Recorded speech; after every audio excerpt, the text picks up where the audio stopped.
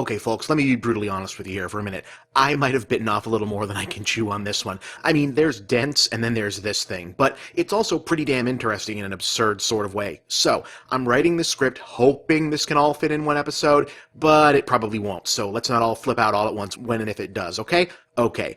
Oh, and nobody needs to point out the irony of eating up like 15 to 20 seconds just to say that. Okay, last week we ended 90s month by talking about what happened to the comic book industry in the 1990s, including the tale of Image, the little publisher that could, for like a few years before they partially imploded along with the rest of the business, leaving behind a legacy of few genuinely good books, but mostly a boutique action figure company, some long-standing litigation, and a decade-defining art aesthetic that pretty much everyone is embarrassed by now. I'd mentioned that some of the litigation stuff is coming back into the spotlight today. Do you want to know what that refers to? Alright, don't say I didn't warn you. Hoo boy.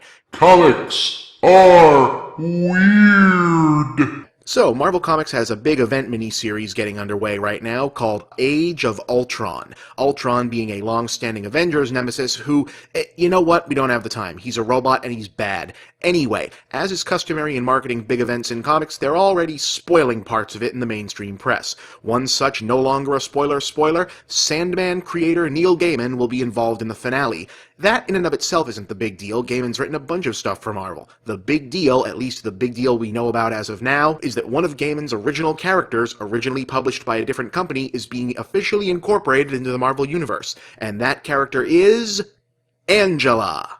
Or Angela. I'm not really sure how that's supposed to actually be pronounced.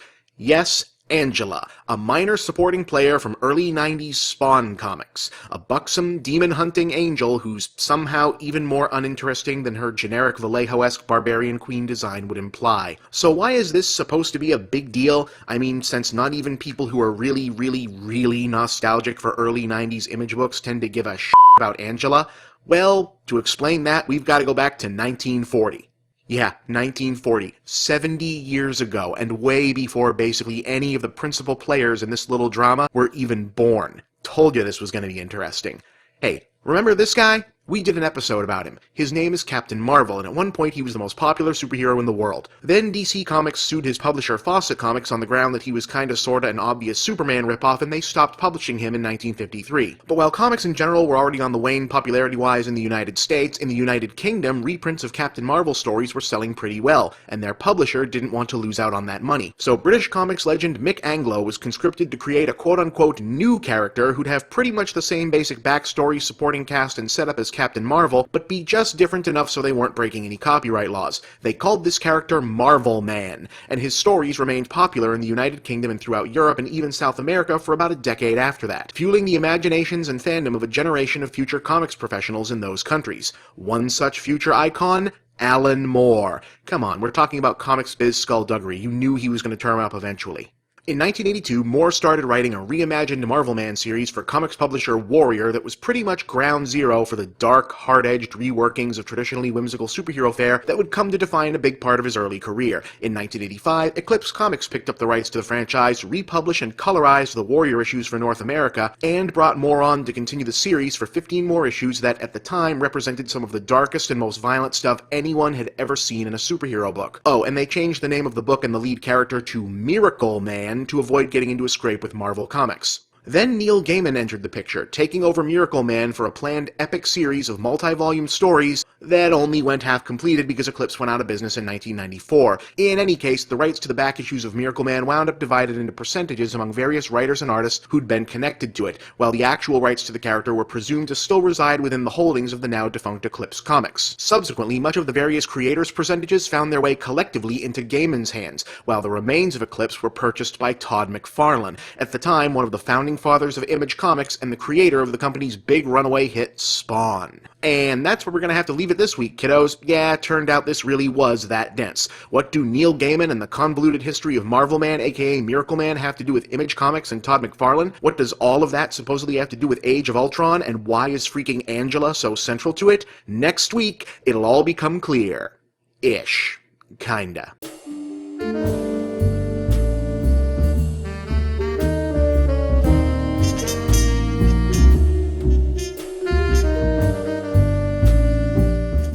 And we're back. Last week we talked about how the American superhero Captain Marvel was transformed into a British superhero named Marvelman, who was then turned into a dark deconstruction of the genre by Alan Moore, which was then turned into Miracleman for an American publisher and a planned epic storyline by Neil Gaiman, which he never got to finish because the publisher Eclipse Comics went out of business and their assets, including, or at least so everyone seemed to think, the rights to Miracleman, were sold at auction to Spawn creator and Image Comics founder Todd McFarlane. And I cruelly taunted you with the prospect of finding out what this could possibly have to do with the baffling amount of media attention currently being paid to the prospect of boring 1990s Spawn character Angela being added to the Marvel Universe, supposedly during the Age of Ultron event later this summer. Comics are weird. Now, this is where things get really complicated because the law gets involved, so just to be clear, I'm going to be summarizing a lot of stuff that was in reality hashed out in multiple court cases, lawsuits, and litigations, both directly and indirectly related to one another for a couple decades. If you want more detailed breakdowns of this mess, there are plenty of them out there, trust me. Oh, and the word allegedly should be hovering in your mind at all times. Remember 2 weeks ago when I said one of the reasons Image couldn't hold together was because a big chunk of its output was coming from superstar artists who couldn't write worth a damn? Well, they tried to fix that by getting good comic writers to work for them. Alan Moore, Neil Gaiman, and Frank Miller, for example, each did an issue of Spawn for Todd McFarlane, and in Gaiman's he created the characters of Cagliostro, Medieval Spawn, and Angela. How did they land these big names? Well, they were sympathetic to Image's mission statement of creators' rights. Yeah. Funny thing about that. Also mentioned last time, McFarlane very quickly turned out to be better at and more interested in merchandising Spawn than making Spawn comics. And since Angela was the series' main source of TNA, she was definitely off to the toy factory. But even though she was part of the Spawn universe, according to the supposed rules of Image Comics, oh yeah, the early Image guys weren't exactly great businessmen or contract lawyers either, everyone owned at least a percentage of the characters they created, even if it was during a guest spot in someone else's book, and even if the new character was just the regular character if he was a knight. But when Gaiman came looking for his royalties for these characters in 1996, McFarlane was less than eager to hand over all that money. This began a back-and-forth series of lawsuits and legal filings between the two men, stretching from then until now, basically, initially based around a hypothetical trade settlement proposed by McFarlane, in which he would keep Gaiman's contributions to Spawn in exchange for signing over whatever Miracleman rights he'd acquired from Eclipse. Except Todd started dodging the deal. The whole thing gets messy and even a little petty, mostly on McFarlane's side. In '99, he withdrew all offers and announced in 2001 intentions to put Miracleman into the Spawn universe, so Gaiman dragged his ass into court. He added a dubious character called Man of Miracles to the Spawn toy line and series, seemingly just to poke the bear. At one point, he even took Gaiman to court, claiming that Medieval Spawn and Angela were such unoriginal characters he shouldn't get any money. Yes, Todd McFarlane calling another comics writer unoriginal. Hilariously, McFarlane also created name-changed knockoffs like Domina, Tiffany, and Dark Ages Spawn. Gaiman sued him over those for being rip-offs and won, so now he gets paid for those too.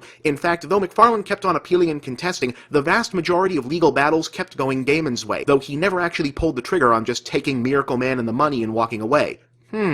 See, two other things were happening while all this was going down. Firstly, it was starting to become clear that McFarlane might not have acquired anything close to what he'd been claiming of the Miracleman rights in the Eclipse sale, meaning that knowingly or not, and just to be clear, at one point he was claiming to own all of the rights, he might have been bargaining with an empty hand this entire time. Oh, and in 2004 he had to file for bankruptcy because someone else sued him over something totally different. Secondly, Gaiman had entered into a business partnership with Marvel Comics in 2002, relating to Gaiman's new limited liability fund called Marvels and Miracles, the express purpose of which was to build up money and clout to acquire Miracleman so they could publish the original installments of the series under the original Marvelman name, and also do whatever else Gaiman might want to with the character. The profits from Gaiman's 2003 Marvel series 1602 went directly to this purpose. Anyway, in 2009, Marvel Comics bought up a big chunk of the original Marvelman rights from original creator Mick Anglo and started republishing trade paperback collections of the original 50s comics 1 year later. As of 2012, McFarlane has been made to pay out over $1 million to Gaiman for his Spawn contributions and a bunch of character rights. And that seemed to be the end of that. Until now. See, it's still kind of odd, even as an inside gag for industry-savvy fans, that Angela arriving in the Marvel Universe would be treated as some kind of earth-shaking event. I mean, she's just not that important or interesting of a character. Interestingly, she's apparently being set up for an appearance and maybe more than that in Guardians of the Galaxy, which is currently being made into a movie that'll be the official lead-in to Avengers 2. Wouldn't that be unexpected, to say the least. But I don't know. I can easily believe that both Gaiman and more than enough people at Marvel would pull a stunt like this just for the purpose of extending a giant middle finger to Todd McFarlane. But some other folks are thinking that the whole damn thing is just one giant game of misdirection, that Angela turning up is a red herring, a smokescreen to help conceal a real big event, like, say, Marvelman joining the Marvel Universe. That would be something. Well, whatever is actually going on, we'll be finding out early this summer. Or when Todd McFarlane goes Super Saiyan, whichever one of those things happens first. I'm Bob, and that's the big picture.